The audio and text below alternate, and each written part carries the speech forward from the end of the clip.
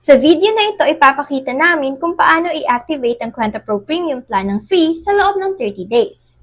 Una, buksan ang browser at pumunta sa kwentapro.com. Pagkatapos, i-click ang Use Web Version. Magbubukas ang login page dito at may dalawang paraan para mag-login. Pwede mong ilagay ang phone number mo o piliin ang login by scanning QR code at iscan ang QR gamit ang Kwenta Pro mobile app.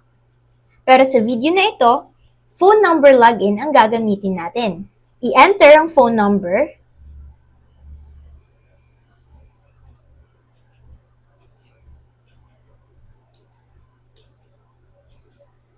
i-click ang continue, at makakatanggap ka ng OTP sa number mo.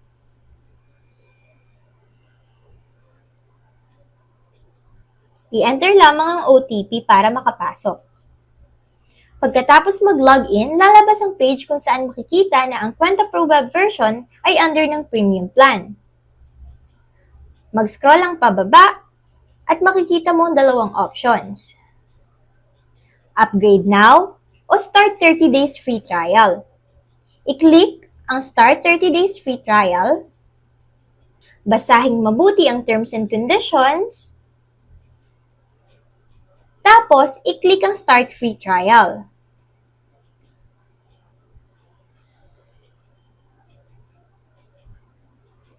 At ayan na!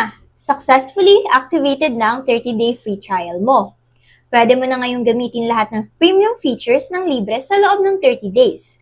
Kapag tapos na ang trial, madali ka lang makakapag-upgrade sa pamamagitan ng pag-click sa subscription tab.